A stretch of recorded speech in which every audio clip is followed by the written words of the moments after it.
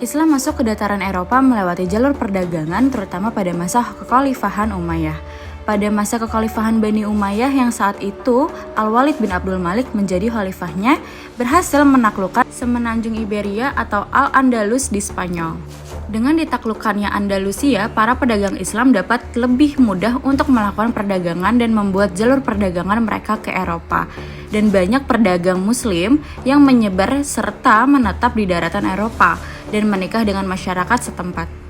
Pada abad sekitar 11-13 Masehi terjadi perang salib antara pasukan Muslim dan kerajaan-kerajaan Kristen di Eropa. Dalam perang tersebut, Islam harus kehilangan Andalusia dan para orang-orang Muslim yang berada di Eropa harus meninggalkan Eropa.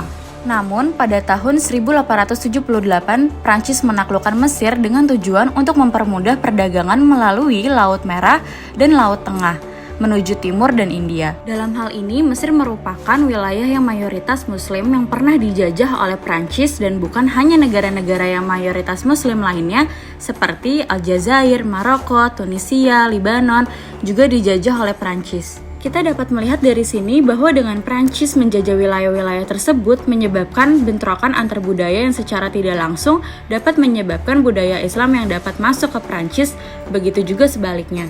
Selain itu juga karena adanya kesempatan yaitu buruh tamu dari Tunisia, Maroko, Aljazair, Turki, dan sebagainya untuk bermukim di Prancis. Dalam Perang Dunia Pertama dan Kedua, banyak negara Islam ikut berperang atau terkena dari efek peperangan tersebut seperti Mesir, Palestina, Libya, Maroko, dan negara-negara Muslim lainnya.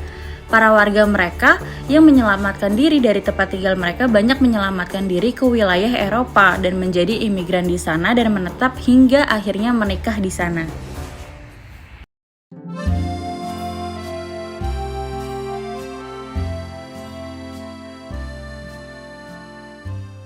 Negara Prancis merupakan negara yang sangat menjunjung tinggi sekularisme. Nah, sekularisme itu sendiri adalah paham yang menganggap bahwa agama itu tidak ada urusannya dengan dunia, negara, dan sebagainya.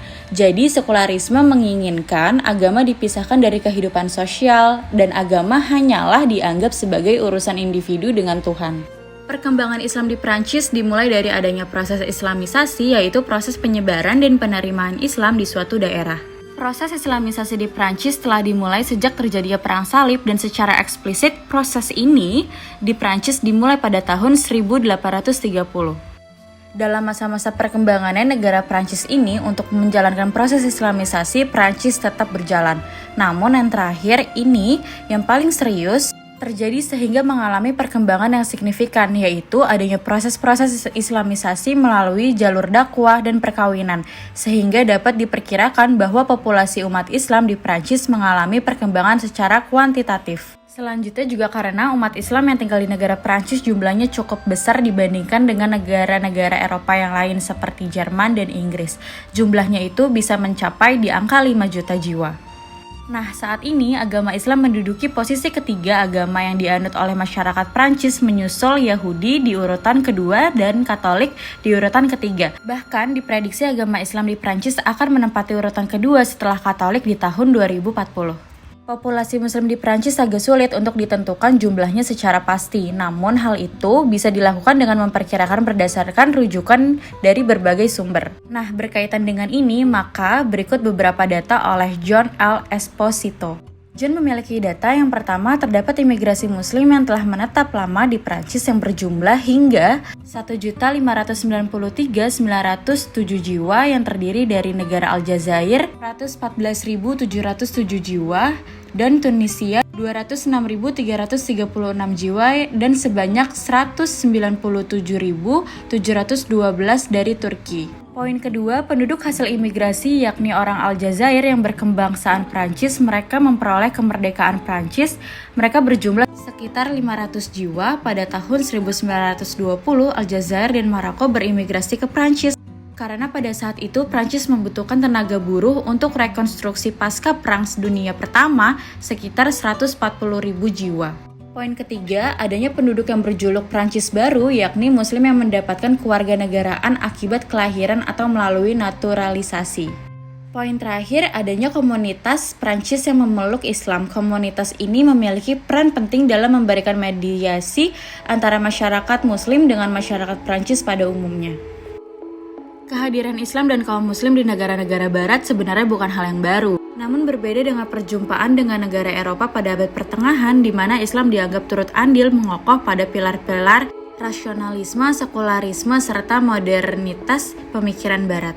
Eksistensi kaum muslim di negara-negara barat saat ini sangat berbeda. Kaum dengan kata lain para muslim mengalami kesulitan untuk melakukan integrasi dengan masyarakat tempat mereka tinggal. Mereka hanya mau berkumpul di masjid-masjid atau pusat-pusat komunitas Islam, hanya yang menyekolahkan anak-anak serta di sekolah-sekolah Islam, atau lebih memilih mengenakan pakaian tradisional negara asal mereka ketimbang memakai busana barat yang mereka anggap tidak islami. Sehingga mereka pun menjelma jadi komunitas-komunitas marginal yang mengalami sindrom minoritas, menarik diri dari masyarakat luas, dan seolah-olah nyaman dan betah berada di pinggiran. Pada akhirnya muncullah berbagai stereotip buruk yang tidak menguntungkan, baik bagi mereka sendiri maupun Islam secara lebih luas. Stereotip yang tidak jarang memunculkan Islamofobia di kalangan Barat. Meski Islam berkembang pesat di Prancis, bukan berarti Islam tidak memiliki hambatan. Pluralitas masyarakat, faktor sentimen, ekonomi, sosial, ras, dan juga agama memicu terjadinya kecemburuan konflik di tengah-tengah masyarakat. Islam juga tertuduh sebagai agama teroris, merupakan laporan kepolisian Prancis pada 17 April 2004 karena Masjid Agung di Strasbourg dibakar dan dindingnya juga digambari dengan salib. Polisi mesti nyalir kelompok Kristen yang terjadi atau yang menjadi aktor intelektual. Kalangan politisi dan pejabat Prancis sudah lama merasa cemas akan perkembangan Islam yang kian hari kian banyak jumlah pemeluknya, ditambah keberanian berekspresi seperti memakai jilbab atau hijab. Perkembangan itu menimbulkan kekhawatiran Prancis akan menjadi koloni Islam atau negara imigran Muslim yang mendegrasi Prancis sebelum Sarkozy, Charles Pasqua yang pernah bersumpah akan menyapu bersih kaum fundamentalis Islam di negerinya. Menurutnya, Prancis adalah negara sekuler karenanya semua muslim Prancis harus menyesuaikan diri dengan keadaan, misalnya berpakaian ala Eropa. Pasqua juga membeberkan kecurigaan terhadap Islam sebagai ancaman atas kepentingan tradisi dan budaya Prancis. Meski peradaban Islam di Eropa Barat tumbuh semakin luas, namun komunitas muslim belum terbebaskan dari perlakuan diskriminatif yang kerap diusung pemerintahannya negara-negara kawasan itu. Tindakan diskriminatif itu terasa kian meningkat setelah terjadinya peristiwa 9/11 di Amerika Serikat yang imbasnya menyebar ke Eropa. Salah satu kebijakan yang dinilai diskriminatif dan menekan komunitas Islam adalah larangan bagi muslim yang mengenakan cadar atau niqab dan burqa di tempat umum yang diberlakukan pemerintah Prancis. Pemerintah Prancis juga melarang perempuan muslim untuk mengenakan hijab mereka di luar lingkungan sekolah dan kantor. Selain dari lingkungan itu, mereka masih diizinkan untuk memakai hijab, dan kebijakan Prancis menginspirasi beberapa negara Eropa Barat yang lain seperti Belgia misalnya. Belgia juga menerapkan pelarangan penggunaan hijab atau cadar dan dengan ancaman 250 euro bagi muslimah yang melanggarnya. Semenjak ada larangan itu, muslimah di Belgia terpaksa untuk membayarkan denda tersebut. Prancis termasuk salah satu negara yang cukup keras menantang Islam. Pada 11 April 2011, Prancis mengesahkan Undang-Undang La Loi contre la Burqa. Undang-undang ini berisi tentang larangan kepada muslimah untuk mengenakan burqa di tempat umum. Pada tahun 2020, Presiden Prancis Emmanuel Macron mengeluarkan regulasi Piagam Nilai-Nilai Republik yang menolak Islam sebagai nilai politik. Macron menganggap Islam adalah ancaman dari nilai-nilai sekularisme Prancis. Regulasi itu akhirnya membatasi adanya homeschooling untuk umat Islam Prancis, memberikan anak-anak dari keluarga muslim itu adanya nomor identitas sampai larangan untuk membagikan informasi pribadi ke orang lain. Tetapi melihat fakta yang ada, kalau Prancis menjadi rumah terbesar umat Islam di Eropa dari berbagai kalangan baik muslim lokal ataupun pendatang dari imigran. Survei terakhir dilakukan pada tahun 2022 dari laporan PBB yang dikutip oleh worldpopulationreview.com, diperkirakan 8,8% populasi Prancis adalah muslim. Diperkirakan 2,5 juta muslim datang ke Eropa untuk alasan selain mencari suaka atau pendidikan. Banyaknya organisasi Islam di Prancis diantaranya berperan untuk pelaksanaan dakwah menjadikan Islam di Prancis semakin berkembang. Di samping itu, banyaknya ditemukan masjid-masjid yang menjadi indikasi bahwa kaum muslim di Prancis semakin berkembang. Tetapi kebijakan Macron membuat masyarakat Muslim Prancis banyak yang marah dengan kebijakan Macron dalam beberapa tahun terakhir. Setelah undang-undang anti-separatis yang dinilai banyak kalangan anti-Muslim disahkan pada Agustus 2021, aparat menutup 718 masjid, sekolah Muslim, dan lembaga yang dianggap pendukung separatis dan membekukan aset mereka senilai 40 juta euro. Kembalinya Macron terpilih menjadi presiden lagi membuat masyarakat Muslim Prancis cemas dengan masa depan mereka.